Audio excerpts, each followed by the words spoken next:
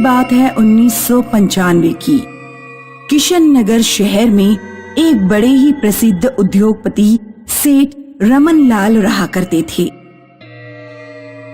उनकी चूड़ियों की फैक्ट्री थी जिसमें हजारों मजदूर काम करने आया करते थे। उसी फैक्ट्री में वीना नाम की एक औरत भी काम करती थी। वीना का आए दिन किसी न किसी से झगड़ा होता रहता था। वो बड़ी ही अजीब स्वभाव की थी। एक दिन सेठ रमन लाल ने वीना को अपने ऑफिस में बुलाया। रमन लाल गुस्से में अपने केबिन में बैठा वीना का इंतजार कर रहा था। वीना केबिन में आती है। जी सर, बुलाया आपने?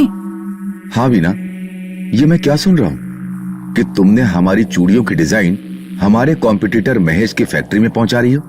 मालिक, आपके किसी ने कान भरे हैं। मैंने ऐसा कुछ भी नहीं किया है। आप ही बताइए, क्या मैं ऐसा कर सकती हूँ? ठीक है, ये तुम्हारा कहना है, लेकिन सीमा भी कुछ कहना चाहती है। सीमा? पता था ये अपना मुंह जरूर खोलेगी। तभी केबिन में सीमा आती है। बताओ सीमा, क्या देखा तुमने? मालिक, मैं कई दिनों से वीना पर नजर रख रही थी। वो फैक्ट्री से कुछ चूड़ियों के सैंपल्स चुराती थी। एक दिन मैंने जब उसका पीछा किया तो देखा कि वीना महेश की फैक्ट्री में गई और किसी आदमी को वो सैंपल्स दे दिए। ये सुनकर वीना बुरी तरह घबरा जाती है। अपनी सफाई में अब भी तुम्हारे पास कोई बहाना बचा है क्या? मालिक, मुझे माफ कर दीजिए। मैं आगे से ऐसा कुछ भी नहीं करूंगी। नहीं, तुमने गद्दारी की है। वीना और मैं तुम्हें पुलिस के हवाले करेंगे। पुलिस फैक्ट्री में आती है। वीना के हाथ में जैसे ही हथकड़ी लगने वाली होती है, वो पुलिस को धक्का देती है और भागने लगती है। सीमा भागकर उसे दबोच लेती है और उसे कस के जकड़ लेती है। मुझे जाने दे सीमा, वरना मैं तुझे नहीं छोड़ूंगी। जाने दे मुझे। तभी पुलिस भागकर सीमा और वीना के पास आती है और वीना को गिरफ्तार कर लेती है। वीना जाते हुए गुस्से से रमन और सीमा को देखकर कहती है, मैं तुम लोगों को नहीं छोड़ूंगी। मैं बदला लेकर रहूंगी। दिन बीत जाता है। एक शाम सीमा रमन के पास आती है और कहती है, मालिक, आपको पता है वीना जेल से भाग गई है। क्या कह रही हो सीमा? तभी एक साया रमन के केबिन में उन दोनों को देख रहा है। जी मालिक, सुनने में आया है कि पुलिस उसके पीछे भाग रही थी और वो एक खाई में गिर गई। तब से उसकी कोई खबर नहीं है। शायद मर गई। चलो, हम तो अपने काम पर लगते हैं। सीमा, फैक्ट्री में विजय के पास जाओ और आज कितने प्रोडक्शन हुए हैं उसकी फाइल लेकर आओ। जी मालिक। वो साया सीमा को जाते हुए देखता है और उसके पीछे जाने लगता है। सीमा फैक्ट्री की तरफ जाने लगती है। ऑफिस और फैक्ट्री में कुछ मीटर का फासला था। वो आगे बढ़ ही रही होती है कि उसके सामने से एक काली बिल्ली गुजरती है। बाप रे, इस काली बिल्ली ने तो मुझे डरा ही दिया था। वो फिर से चलने लगती है। तभी उसे ऐसा एहसास होता है कि कोई उसका पीछा कर रहा है। सीमा पलटकर देखती है तो वहाँ कोई नहीं होता। कौन है? सीमा डरते हुए जैसे ही आगे देखती है, रात और काली घनी हो जाती है।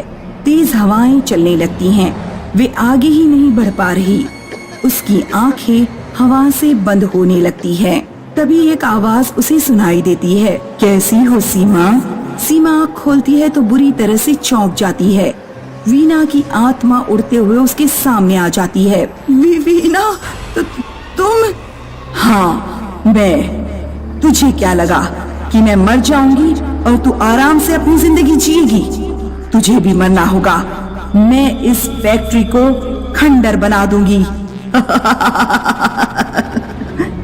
सीमा बुरी तरह से डर जाती है और भागते हुए रमन के पास पहुंचती है। क्या हुआ सीमा, तुम इतनी घबराई हुई क्यों हो? वो वीना वापस आ गई है। क्या बकवास कर रही हो? वो तो मर चुकी है ना।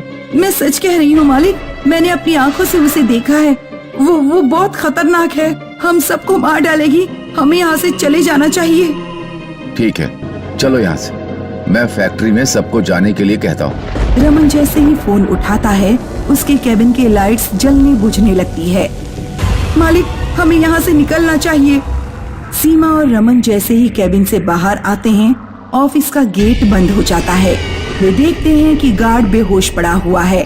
वे दोनों एक दूसरे की तरफ घबराते हुए देखते हैं। क्या हुआ, डर गए क्या?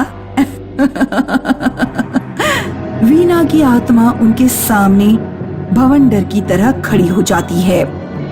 देखो, तुम्हारे साथ जो भी हुआ उसके लिए तुम खुद जिम्मेदार हो। अब तू मुझे बताएगा कि कौन जिम्मेदार है और कौन नहीं।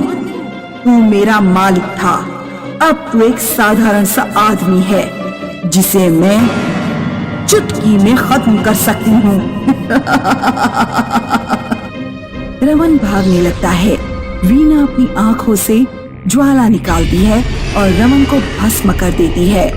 रमन की तड़प तड़प कर मौत हो जाती है। सीमा ये सब देखकर बुरी तरह से कांप उठती है। मुझे माफ कर दो, जाने दो मुझे। वीना अपना हाथ लंबा करते हुए सीमा को गर्दन से हवा में उड़ा लेती है। सीमा का दम घुटने लगता है। तूने ही मेरी शिकायत की थी ना, ये सब तेरी वजह से हो रहा है, तुझे तो मरना ही होगा। वीना सीमा का गला दबाने लगती है और कुछ ही देर में उसकी मौत हो जाती है। वीना की आत्मा से डरकर सभी लोग काम छोड़कर वहां से चले जाते हैं और वो फैक्ट्री खंडर बन जाती है।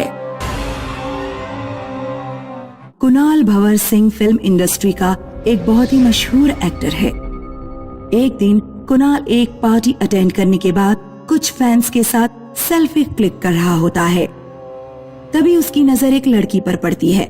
वो भी कुणाल को ही देख रही होती है। कुणाल की नजर प्रिया पर पड़ती है तो वो उसे देखता ही रह जाता है। प्रिया बेहद खूबसूरत होती है।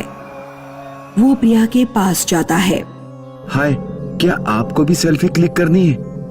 तभी कुणाल का मैनेजर प्रकाश आता है। सर लेट हो रहा है, चले?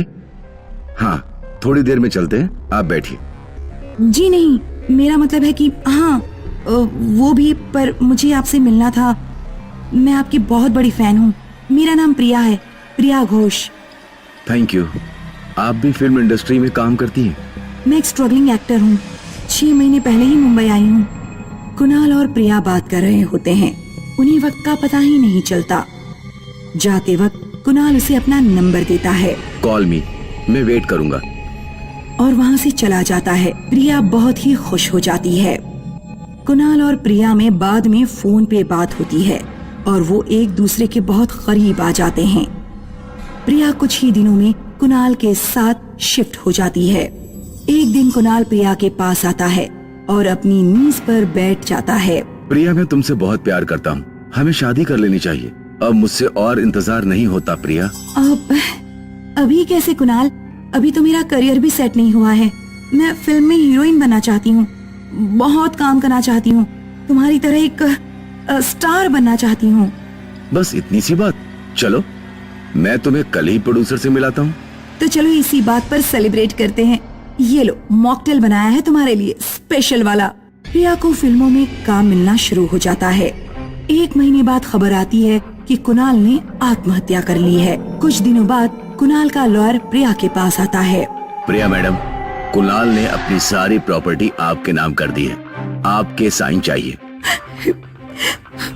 मुझे कुछ नहीं चाहिए सर, मुझे मेरा कुणाल वापस चाहिए। पता नहीं उसे क्या दिक्कत थी जो उसने मुझसे शेयर नहीं की और अपनी जान दे दी। मैं एक अच्छी गर्लफ्रेंड नहीं बन पाई।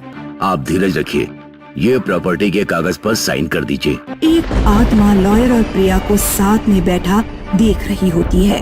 उसकी आंखें लाल होती हैं, आंखों के नीचे काले घेरे होते हैं, गले में गोल निशान होता है।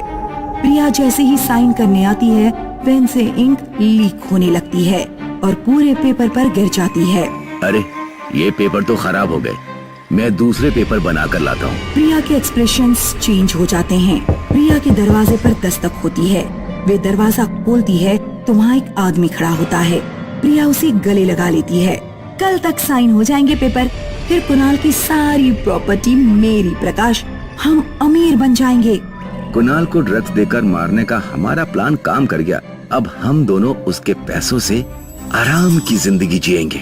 वे दोनों प्रिया के कमरे में आते हैं और एक दूसरे को हक करते हैं। तभी उनके कमरे में उन्हें फांसी का फंदा लटका हुआ दिखता है और कुणाल की लाश बेड पर दिखती है। वे दोनों बुरी तरह कांप जाते हैं। ये भागो यहाँ से। वे दोनों हॉल में भागते हुए आते हैं और उनके सामने कुणाल की आत्मा खड़ी होती है। गुस्से से उसकी आंखें लाल हो जाती हैं। वे दोनों जमीन पर गिर पड़ते हैं। तुम दोनों ने मिलकर मुझे धोखा दिया और मेरी हत्या को आत्महत्या साबित कर दी। मैं तुम दोनों को नहीं छोड़ूंगा। हमसे गलती हो गई, हमें माफ कर दो। प्रकाश डर से भागने लगता है और कुणाल सामने आ जाता है और उसका गला दबाने लगता है। प्रकाश का दम घुटने लगता है। उसके पैर हवा में मिल रहे होते हैं। कुणाल प्रकाश का गला दबाकर उसे मार देता है। वो प्रिया की तरफ भागता है। मुझे छोड़ो, जाने दो मुझे। जो मैं कहूँगा तुझे करना पड़ेगा। प्रिया कैमरा के सामने रिकॉर्डिंग का बटन दबाती है और बोलना शुरू करती है। मैंने और कुणाल के मैनेजर प्रशांत ने कुणाल को ड्रग्स दी और उसे बेहोश करके उससे प्रॉपर्टी अपने नाम करवाई और फिर उसका मर्डर कर दिया और उस सुसाइड की खबर न्यूज में फैला दी। अब इस रिकॉर्डिंग को न्यूज चैनल में भेजो। कर दिया, अब मुझे जाने दो। अब मैं तुम्हें आजादी दूंगा। कुणाल किचन से एक चाकू उठाता है और प्रिया के हाथ में पकड़ाता है। वो उसे वश में करता है और प्रिया खुद को चाकू मार देती है।